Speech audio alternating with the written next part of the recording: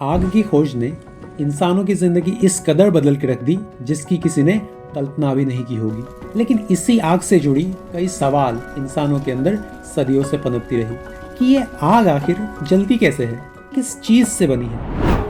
क्या हो तुम? सदियों से इन्हीं सवालों की खोज में इंसान लगे हुए थे, लेकिन 18th सेंचुरी तक आते आते कुछ सीरीज ऑफ इवेंट्स ऐसे हुए जिसने हजारों सालों के बिलीफ सिस्टम की नींव हिला कर रख दी। इस एक चीज के डिस्कवरी में किसी को क्रेडिट नहीं मिला।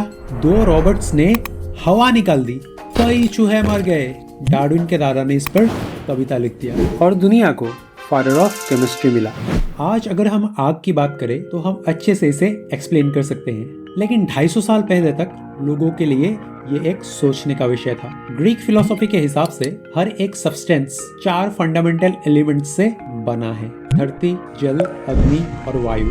और ऐसा मानना लाजमी भी था क्योंकि इसे चैलेंज करने के लिए और कुछ ठोस था भी नहीं।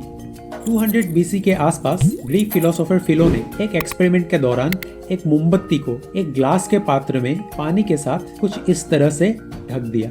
कुछ सेकंड्स बाद मोमबत्ती बुझ गई और धीरे धीरे पानी का स्तर इस तरफ ऊपर उठने लगा।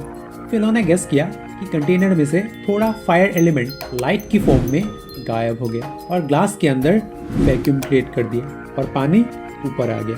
16th सेंचुरी में लियोनार्डो दा विंची ने इस एक्सपेरिमेंट को फिर से रेप्लिकेट किया। उन्होंने इसका कंक्लूजन ये दिया कि थोड़ी सी हवा मोमबत्ती के जलने में खर्च हो गई और इसलिए पानी का स्तर ऊपर आ गया।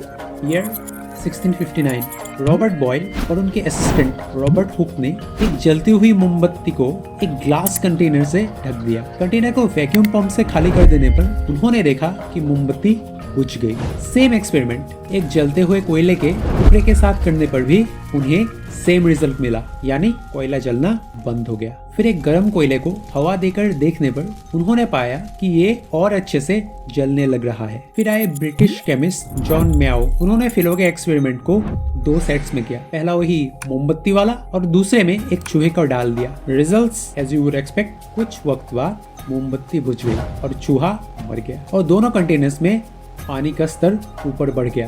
उन्होंने कहा कि हवा का जो पार्ट गायब हुआ उसकी जगह पानी ने ले लिया और इसे नाइट्रो एरियस नाम दिया। और उन्होंने कंक्लूड किया कि कंबस्शन और रेस्पिरेशन के लिए नाइट्रो एरियस जरूरी है। 1677 में जे बेकर ने एक थ्योरी दी जिसको जॉर्ज आर्नस्टाल ने मॉडिफाई किया। थ्योरी का नाम फ्लोजिस्टॉन थ्योरी। इसके हिसाब से हर एक चीज जो जल सकती है वो 2 पार्ट से बनी है, फ्लोजिस्टॉन एंड कैल्क्स। चलो एग्जाम्पल्स समझते हैं। अगर तुम एक वुड लोगे तो जो पार्ट जल के गायब हो गया उसे बोलेंगे फ्लोजिस्टॉन और जो राख बचेगा उसे बोलेंगे कैल्क्स। कुछ रिश्ता है मेरा आग से। Which implies कि combustible substances mainly phlogiston से बना है और non-combustible substances such as metals में phlogiston ना के बराबर रहता है। पर विडंबना देखो, phlogiston थ्योरी के हिसाब से किसी चीज के जलने में हवा का कोई रोल ही नहीं होता और ये सारे केमिस्ट और फिलोसोफर्स मिलकर इस phlogiston थ्योरी को ही डिफेंड कर रहे थे। 1 अगस्त 1774 एक ब्रिटिश साइंटिस्ट जोसेफ प्रीस्ली एक रोज मर्क्यूरी और उसके कैल्क्स के साथ एक्सपेरिमेंट्स कर रहे थे। मर्क्यूरी को एक पर्टिकुलर टेम्परेचर तक गर्म करने पर मर्क्यूरी कैल्क्स निकलता है और इसी कैल्क्स को फिर से हीट करने पर मर्क्यूरी लिक्विड बन जाता है। प्रीस्ली सनलाइट और मैग्नीफाइंग ग्लास के सहारे मर्क्यूरी कैल्क्स को गर्म करके इस एक्सपेरिमेंट को कर रहे थे और मर्क्यूरी के लिक्विड बनने पर उन्हें एक गैस मिला और उन्होंने उसे सेपरेट कर लिया। अब प्रीस्ली इस गैस की छानबीन में लग गए। उन्होंने देखा कि ये गैस पानी में डिसॉल्व नहीं हो रहा। इस गैस के प्रेजेंस में मोमबत्ती का फ्लेम नॉर्मल हवा के मुकाबले काफी अच्छे से जल रहा था। इसके प्रेजेंस में एक चूहा 4 गुना ज्यादा जीने लग रहा था और फाइनली इसको इनहेल करने पर उन्हें अपने सीने में एक हल्कापन महसूस हुआ। एक एक्सपेरिमेंट में उन्होंने एक मोमबत्ती, एक चूहा और एक पौधे को एक साथ ऐसे रख दिया और रिजल्ट्स उनके लिए शॉकिंग थे। मोमबत्ती भी जलती रही और चूहा भी जिंदा रहा और ये प्रीस्ली का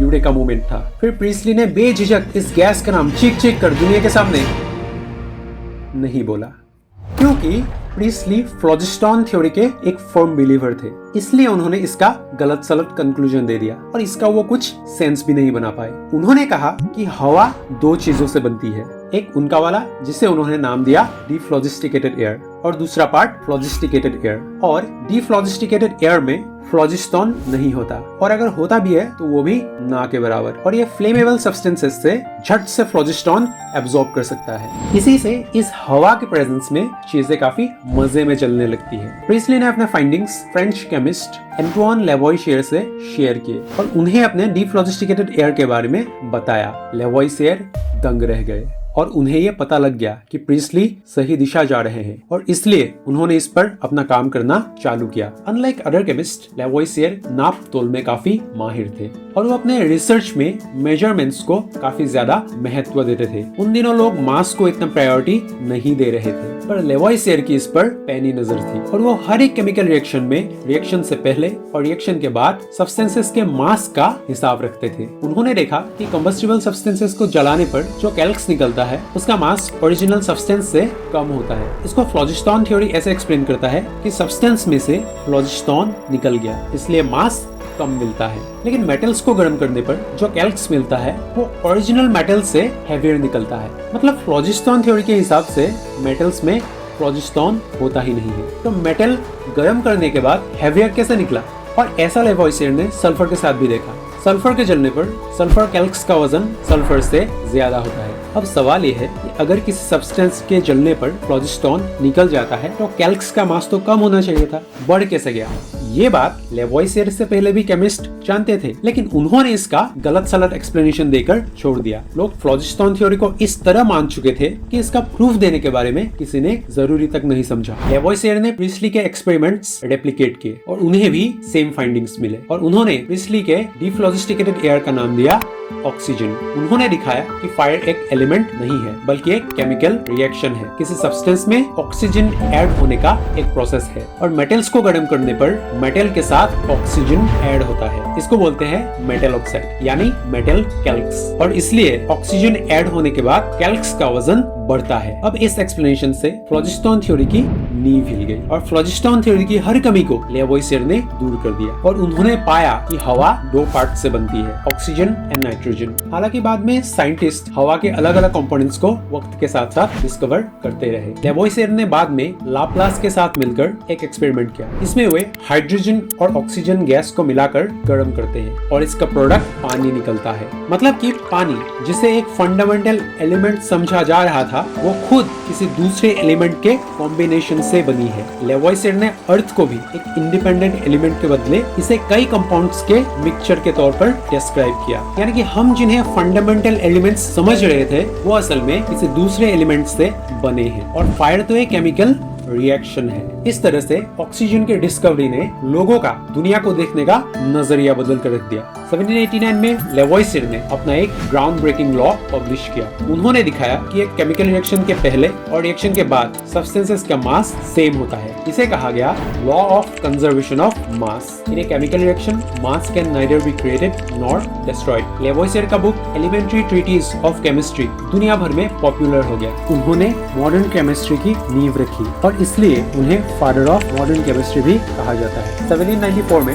चार्ल्स डार्विन के ग्रैंडफादर इरास्मस डार्विन ने द बॉटनी गार्डन नाम से ऑक्सीजन को एक्नॉलेज करते हुए एक पोएम लिखा था। लेवोइसियर ने ऑक्सीजन डिस्कवरी में कहीं पर भी प्रीस्टली का नाम शामिल नहीं किया हुआ था, लेकिन प्रीस्टली ने अपना काम खुद से ही 1775 में पब्लिश किया हुआ था, इसलिए ऑक्सीजन डिस्कवरी का क्रेडिट प्रीस्टली को ही मिला। लेकिन प्रीस्टली के 2 साल पहले ही कार्ल विल्हेम शीले ने इंडिपेंडेंटली ऑक्सीजन को सेपरेट कर लिया था। उन्होंने इस गैस का नाम रखा था fire air as it supports combustion, लेकिन दुर्भाग्य से उन्होंने अपना काम 1777 में पब्लिश किया, इसलिए प्रीस्टली से पहले डिस्कवर करने पर भी उनको क्रेडिट नहीं मिला। बाकी का मेहनत लेवोइसियर ने किया, लेकिन क्रेडिट प्रीस्टली को ही मिला। दोस्तों, जब हम पुरानी खोजों को समझते हैं तो हम सिर्फ एक थ्योरी या कोई डिस्कवरी समझ नहीं रहे होते, हम उन विचारों को समझते हैं जो हमारे दिमाग को एक नई दिशा दिखाता है। हर एक डिस्कवरी का अपना एक जर्नी होता है जो नए सवाल, नए आइडियाज को जन्म देती है। तो आइए साथ मिलकर इस सफर का हिस्सा बने, क्योंकि सफर ज्यादा मजेदार है मंजिल से भी ज्यादा।